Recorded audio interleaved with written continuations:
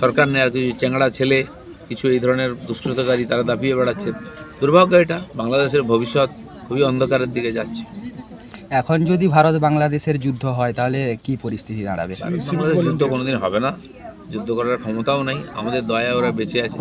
কিছু লোক চিৎকার করছে, ওরা জানে দুদিনের মধ্যে ভারত ওকে নাস্তা বানিয়ে দেবে। তো কিছু লোক চিৎকার করে, এরকম পাকিস্তানেও কিছু লোক আছে, আইতা সেখানেও ভিখারি হয়ে গেছে, এরাও ভিখারি হয়ে যাবে।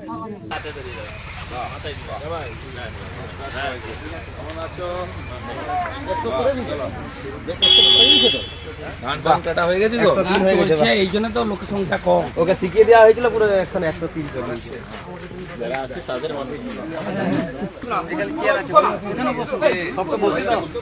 যাদের ফোনগুলো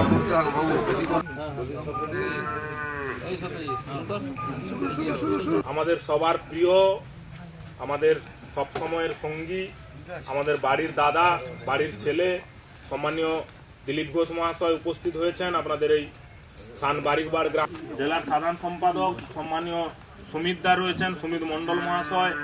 আমাদের লোকসভার কনভেনার মাননীয় দেবগোপাল বেরা মহাশয় রয়েছেন। এসসি মোর্চার সভাপতি মাননীয় বিশ্বনাথ দোলাই রয়েছেন। আমাদের চাষের কাজে নিজেই কাজ করতে যান, লোকের মাঠে কাজ বন্ধ রেখে করছেন। তো এবং আপনারা যারা রয়েছেন সবাইকে নমস্কার। আজকে একটু চলে আসুন।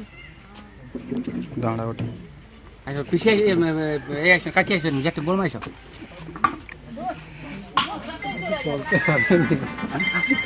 পরে আমি আনি দেবো। পরে আমি আনি দেবো, ঘরে দিয়ে দিই।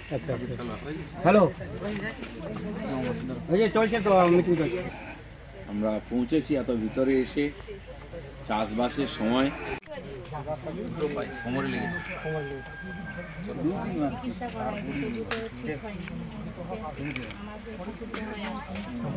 এই তো পঞ্চায়েত সমিতি দাঁড়াইছে সামনে এক সামনে ঠিক আছে। চিনি নেই আমাকে। সরকারি দিচ্ছে, ওরা চুরি করে খেয়ে নিচ্ছে। জেনারেল কাজ আছে কটা করে, সেইগুলো মাতব্বরি করার সমস্ত বাড়ি তারাই দাদা, বাংলাদেশে কিছু প্রাক্তন ফৌজি যারা ঢাকাতে মিছিল করছে এবং বলছে যে বাংলাকে 4 দিনের মধ্যে দখল করব, কি বলবেন? বাংলাদেশে আবার ফৌজি আছে নাকি? তারা কোনোদিন লড়াই করেছে? কোনোদিন বাংলাদেশের ফৌজ আছে কেউ জানে? তারা কোনো যুদ্ধই করলো না, তারা ভারতকে দখল করে নেবে? যাদেরকে আমরা বাঁচিয়েছিলাম খান সেনার হাত থেকে, কমপক্ষে কৃতজ্ঞতা থাকা উচিত তাদের। নাহলে তো আমাদের সিভিক পুলিশই পিটিয়ে ঠান্ডা করে দেবো একে হলে। কেন এইসব বড় বড় কথা বলছে? ভিখারির দেশ, তারা জানে না কোথার থেকে কী হয়, খেতে কাল কী খাবে ঠিক নেই, তারা ভারতের বিরুদ্ধে যুদ্ধ করছে। ইউনূস সরকার এর আমলে যেভাবে হিন্দু বিরোধী স্লোগান এবং হিন্দুদের যে চেষ্টা করছে, ভারত সরকার তাতে কি পদক্ষেপ নেবে? সরকারের সেক্রেটারি গেছেন, ওখানে কথাবার্তা চলছে এটা বন্ধ করার জন্য। আমরা সারা দেশ থেকে প্রতিবাদ করছি। ওখানে কোনো সরকারই নেই, কে বন্ধ করবে? এই গুন্ডারা, উগ্রপন্থীরা দাপিয়ে বেড়াচ্ছে, তারা এটাই করবে। ইউনূস নোবেল পুরস্কার পেয়েছিল অর্থনীতিতে, কিন্তু খবর ইউনূসের আমলে দ্রব্যমূল্যের অস্বাভাবিক মূল্যবৃদ্ধি। কোথাও কি মনে করছেন এই নোবেল পুরস্কার দেওয়াই ক্ষতিকর হয়েছে? লোকটা চোর, জেল খেটেছে, তার কাছ থেকে কী আশা করা যাবে? দুর্নীতিগ্রস্ত একটা লোক, সে কী করে দেশ চালায়? তার কোনোদিন কোনো অভিজ্ঞতা ছিল না প্রশাসন চালানোর, তাকে মাথায় বসিয়ে দিয়েছে সরকার নেই, আর কিছু চেংড়া ছেলে, কিছু এই ধরনের দুষ্কৃতকারী তারা দাপিয়ে বেড়াচ্ছে। দুর্ভাগ্য, এটা বাংলাদেশের ভবিষ্যৎ খুবই অন্ধকারের দিকে যাচ্ছে।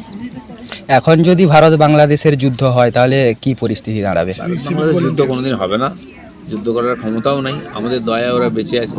কিছু লোক চিৎকার করছে, ওরা জানে দুদিনের মধ্যে ভারত ওকে নাস্তা বানিয়ে দেবে। তো কিছু লোক চিৎকার করে, এরকম পাকিস্তানেও কিছু লোক আছে, আইতা সেখানেও ভিখারি হয়ে গেছে, এরাও ভিখারি হয়ে যাবে।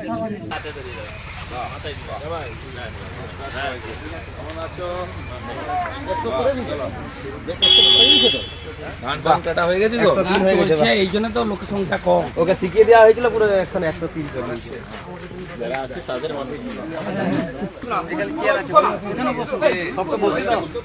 যাদের ফোনগুলো